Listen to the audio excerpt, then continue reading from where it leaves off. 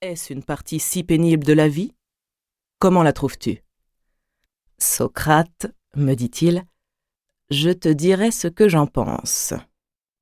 Nous nous réunissons souvent, un certain nombre de gens du même âge, selon l'ancien proverbe. La plupart, dans ces réunions, s'épuisent en plaintes et en regrets amers au souvenir des plaisirs de la jeunesse, de l'amour, des festins et de tous les autres agréments de ce genre. À les entendre, ils ont perdu les plus grands biens. Ils jouissaient alors de la vie. Maintenant, ils ne vivent plus. Quelques-uns se plaignent aussi que la vieillesse les expose à des outrages de la part de leurs proches. Enfin, ils l'accusent d'être pour eux la cause de 1000 maux. Pour moi, Socrate, je crois qu'ils ne connaissent pas la vraie cause de ces maux. Car si c'était la vieillesse, elle produirait les mêmes effets sur moi et sur tous ceux qui arrivent à mon âge. Or, j'ai trouvé des vieillards dans une disposition d'esprit bien différente. Je me souviens qu'étant un jour avec le poète Sophocle, quelqu'un lui dit en ma présence « Sophocle, l'âge te permet-il encore de te livrer au plaisir de l'amour ?» « Tais-toi, mon cher, répondit-il. J'ai quitté l'amour avec joie, comme on quitte un maître furieux et intraitable. Je jugeai dès lors qu'il avait raison de parler de la sorte, et le temps ne m'a pas fait changer de sentiment. En effet, la vieillesse est, à l'égard des sens, dans un état parfait de calme et de liberté. Dès que l'ardeur des passions s'est amortie, on se trouve, comme Sophocle, délivré d'une foule de tyrans insensés. Pour cela, comme pour les chagrins domestiques, ce n'est pas la vieillesse qu'il faut accuser, Socrate, mais seulement le caractère des vieillards.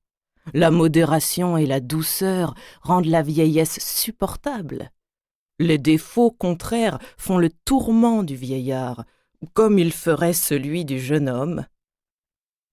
Charmé de sa réponse et désirant le faire parler davantage, « Céphale, lui dis-je, lorsque tu parles de la sorte, la plupart, j'imagine, ne goûtent pas tes raisons, et ils trouvent que tu dois moins à ton caractère qu'à ta grande fortune de porter si légèrement le poids de la vieillesse, car, disent-ils, la richesse a bien des consolations. » Oui, dit Céphale, ils ne m'écoutent pas, et s'ils n'ont pas tout à fait tort, ils ont beaucoup moins raison qu'ils ne pensent. Thémistocle, insulté par un homme de Sériphe, qui lui reprochait de devoir sa réputation à sa patrie et nullement à son mérite, lui répondit « Il est vrai que si j'étais de Sériphe, je ne serais pas connu. Mais toi, tu ne le serais pas davantage si tu étais d'Athènes.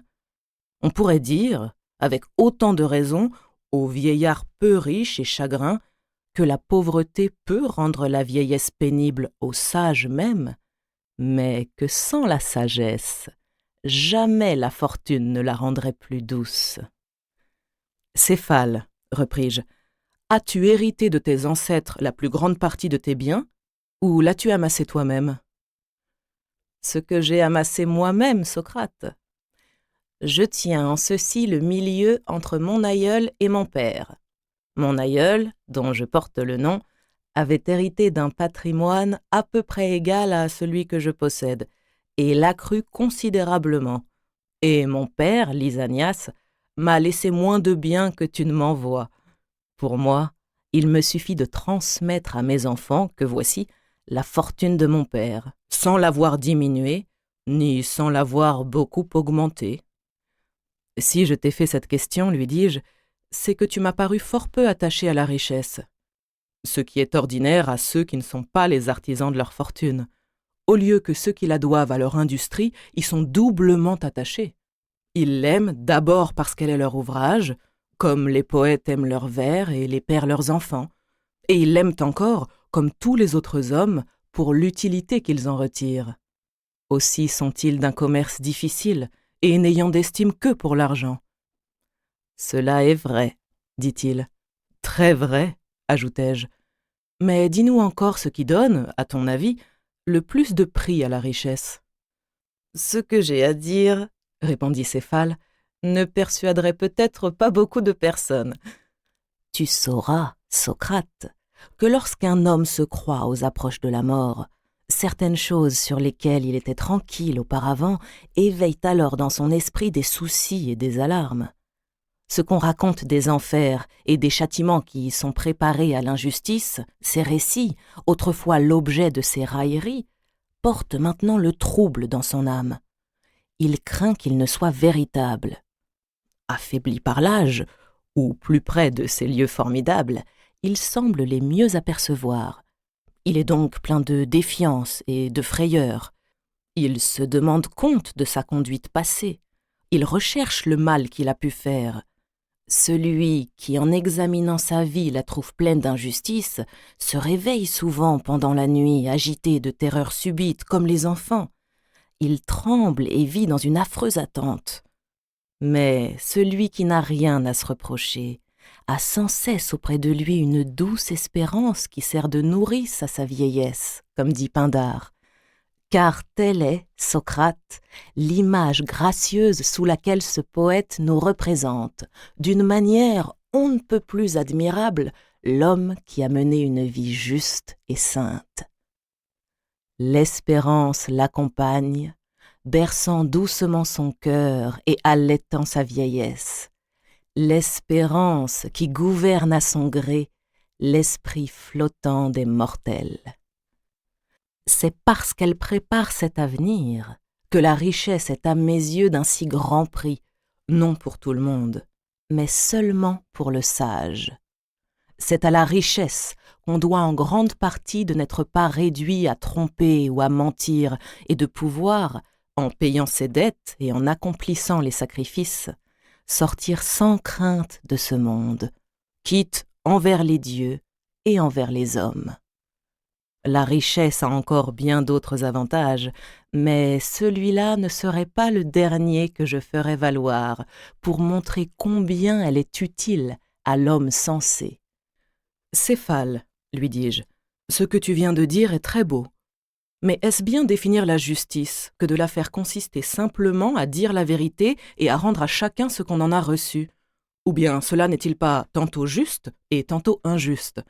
Par exemple, si un homme atteint de folie redemandait à son ami les armes qu'il lui a confiées dans le plein exercice de sa raison, tout le monde convient qu'il ne faudrait pas les lui rendre, et qu'il y aurait de l'injustice à le faire, comme à vouloir lui dire toute la vérité dans l'état où il se trouve. Cela est certain. La justice ne consiste donc pas précisément à dire la vérité et à rendre à chacun ce qui lui appartient. « C'est pourtant là sa définition, » interrompit Polémarque, « s'il faut en croire Simonide. »« Bien, » dit Céphale. « Je vous laisse continuer entre vous l'entretien. Il est temps que j'aille achever mon sacrifice. »« C'est donc à Polémarque que tu laisses ta succession ?» lui dis-je. « Oui, » répondit-il en souriant, et en même temps il sortit pour se rendre au lieu du sacrifice.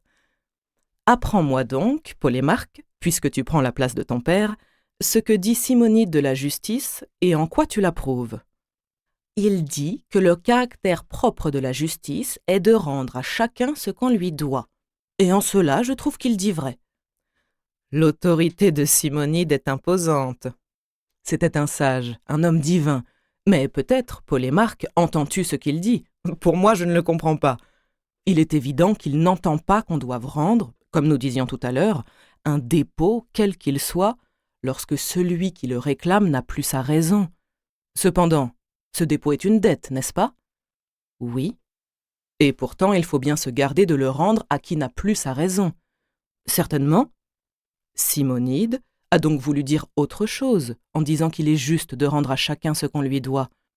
Sans doute, puisqu'il pense que la dette de l'amitié est de faire du bien à ses amis et de ne jamais leur nuire.